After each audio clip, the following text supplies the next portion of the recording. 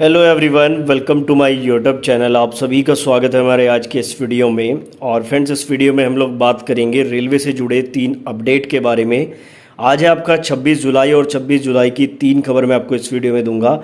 Make sure कि video आप complete देखें। चैनल पर नए हो तो चैनल को सब्सक्राइब करके बेल आइकन को प्रेस करें ताकि रेलवे से जुड़ी पल पल की ऑथेंटिक अपडेट आपको मिलती रहे। तो सबसे पहले हम लोग बात कर लेते हैं DFCCIL के बारे में। हाल फिलहाल में आप लोगों ने देखा था कुछ दिन पहले DFCCIL की तरफ से वैकेंसी आई थी एग्जीक्यूटिव और जूनियर एग्जीक्यूटिव की।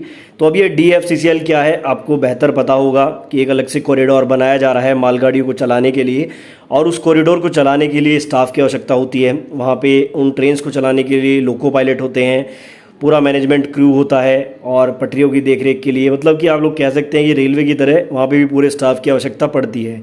तो वहाँ पे अभी हाल फिलहाल में वैकेंसी आई थी। अब उसके बाद एक RTI रिप्लाई सामने आया है जिसमें आप देख सकते हैं 20/7/2023 को ये रिप्लाई मिला है, और इसमें DFCCIL की वैकेंसी के बारे में कुछ बताया गया है। तो वो मैं आपको यहाँ पे दिखाना चाहूँगा। सबसे पहले यहाँ पे total on roll employees all post, यानी कि सभी पोस्ट पे ऑन रोल कितने एम्प्लॉय हैं ये यहाँ पे पूछा गया था। तो 3225 एम्प्लॉय यहाँ पे बताए गए हैं। अभी जो DFCCIL कॉरिडोर है वो पूरी तरह से एक्सपेंड नहीं हुआ है, पूरे देश में अभी इसकी पटरियाँ जो है वो नहीं बिछी हैं। तो जब ये पूरी तरह से काम करेगा तो एम्प्लॉयज़ भी बढ़ेंगे, अभी एम्प्लॉयज़ थोड़े कम ही हैं। आगे पूछा गया था total category wise on roll employ कितने हैं इसमें। तो बताया गया है SC के 574, ST 220, OBC 1235 और UR के 1196।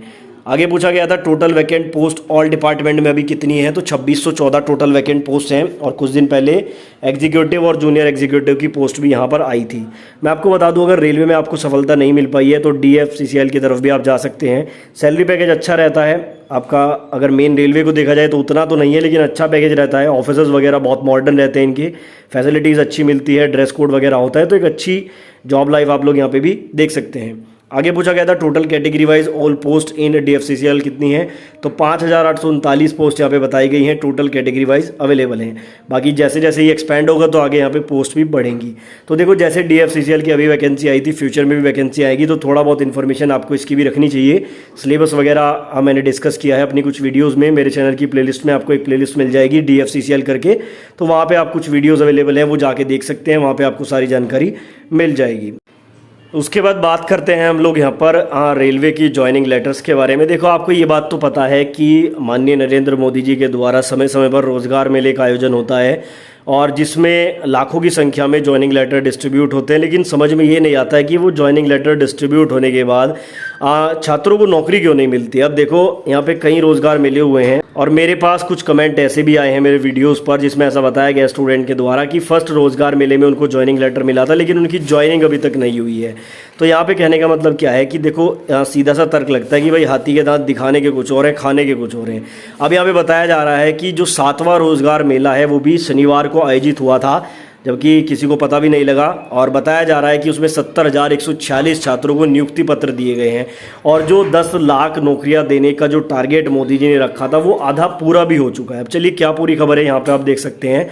बोला गया कि 10 लाख सरकारी नौकरियों का जो लक्ष्य है उस पर आधे में सरकार पहुँच चुकी है। प्रधानमंत्री नरेंद्र मोदी ने 2024 तक 10 लाख युवाओं को सरकारी नौकरियां देने का लक्ष्य तय किया है। शनिवार को 7वें रोजगार मेले में 70,146 नियुक्ति पत्र वितरण के साथ ही कुल आंकड़ा 4,98,000 से अधिक पर पहुंच चुका है।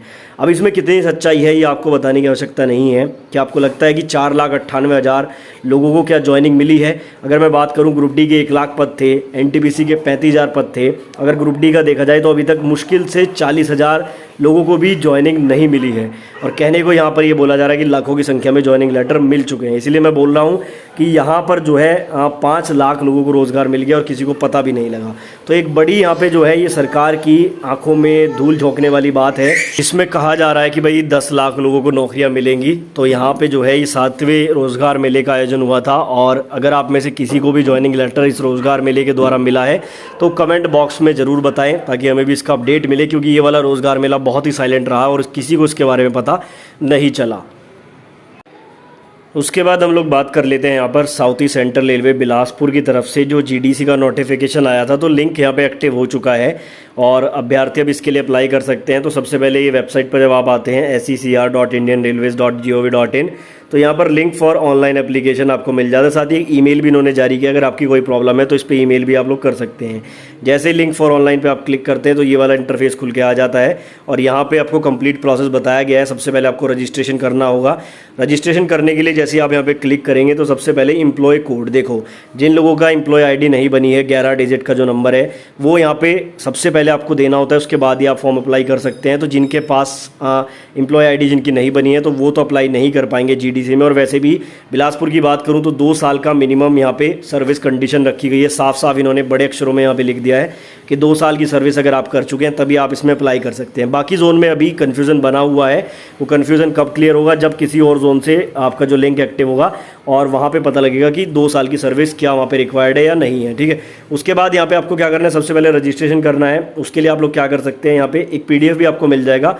हाउ टू अप्लाई पे जब आप क्लिक करेंगे तो एक पीडीएफ यहाँ पे आपको देखने को मिल जाएगा। वहाँ से आप अच्छी तरह से ये समझ सकते हैं कि किस तरह से स्टेप बाय स्टेप आपको इसमें लॉगिन करना है, किस तरह से आईडी जनरेट करनी है। ठीक, तो देखो वैसे तो जब आप अप्लाई करोगे किसी साइबर कैफे वाले से कराओगे, उनको भी पता होता है या फिर आपको भी पता होगा कैसे अप्लाई करते हैं, लेकिन कुछ मेन चीज़ें हैं जो मैं आपको बताना चाहूँगा। सबसे पहले तो आपको ध्यान क्या रखना है कि जब आप इसमें प्रेफरेंस भरोगे ना, क्योंकि वैकेंसी टेक्नीशियन की भी है, जेई की भी है, ट्रेन मैनेजर की भी है, एएलपी की भी है, तो अपनी क्वालिफिकेशन और अपने मेडिकल स्टैंडर्ड के हिसाब से प्रेफरेंस देना। ठीक है, अगर आपको लगता है आपका मेडिकल स्टैंडर्ड एएलपी के लिए नहीं है तो एएलपी को लास्ट में रखना, उससे पहले टेक्नीशियन, जेई या फिर ट्रेन मैनेजर को रखना, या फिर जो आपकी क्वालिफिकेशन है उसके अकॉर्डिंग प्रेफरेंस बढ़ना। बाकी यहाँ पर इन्होंने बताया सबसे पहले आपको रजिस्ट्रेशन करना है। रजिस्ट्रेशन करने के बाद जब आप इसमें आगे एंटर करेंगे फिर आपको अपनी डिटेल्स देनी है, जैसे यहाँ पे पीएफ नंबर वगैरह होते हैं, उसके बाद आपका नाम वगैरह, और यहीं पे आपको प्रेफरेंस का ऑप्शन भी मिलेगा। जैसे यहाँ पर ये नंबर 1 2 3 4 में आपको प्रेफरेंस भी सेलेक्ट करनी है। बाकी नाम वगैरह ध्यान से भरना, अपनी स्पेलिंग वगैरह, डेट ऑफ बर्थ, ये मिस्टेक बिल्कुल मत करना, क्योंकि ग्रुप डी में बहुत सारे एस्पायरेंट ऐसी मिस्टेक कर चुके हैं, बाद में उनको खामियाजा भुगतना पड़ता है। अपना मोबाइल नंबर वगैरह प्रॉपर यहाँ पे ईमेल आईडी के साथ भरना है, कोई टिपिकल नहीं है। फॉर्म आप आसानी से भर सकते हो अपने मोबाइल से, या फिर आपके पास लैपटॉप है तो उससे भी आप भर सकते हो। उसके बाद लॉगिन करने के बाद आगे यहाँ पे डिटेल्स हैं क्वालिफिकेशन वगैरह की, और अपना स्टेशन वगैरह आपको ध्यान से भरना है। आपका नियर बाय स्टेशन भी यहाँ पे पूछा जाता है, वो सारी चीज़ें यहाँ पे बताई गई हैं, ध्यान से पढ़ के इसको भर लेना। सभी डॉक्यूमेंट आपके यहाँ पे जो है अपलोड भी होंगे, वो सारे डॉक्यूमेंट आपको प्रॉपर फॉर्मेट में अपलोड करने हैं क्लियर इमेज के साथ, और उसके बाद फाइनली आप इसमें सबमिट कर देंगे। फीस वगैरह यहाँ पे नहीं है, free of cost he apply होता है, और अप्लाई करने के बाद आपको प्रिंट आउट निकलवा लेना है। ठीक है, तो अप्लाई करते टाइम थोड़ा ध्यान रखना, अपने मेडिकल स्टैंडर्ड के अकॉर्डिंग ही प्रेफरेंस देना, और स्पेलिंग वगैरह का ध्यान रखना, यही चीज़ इंपॉर्टेंट है। बाकी आप लोग अगर जॉब में हो तो आप लोग समझदार हो कैसे फॉर्म भरा जाता है। ठीक है, तो ये कुछ अपडेट्स थे, मैंने आपको दे दिए हैं। ऐसे अपडेट्स पाने के लिए हमारे चैनल को सब्सक्राइब कीजिए।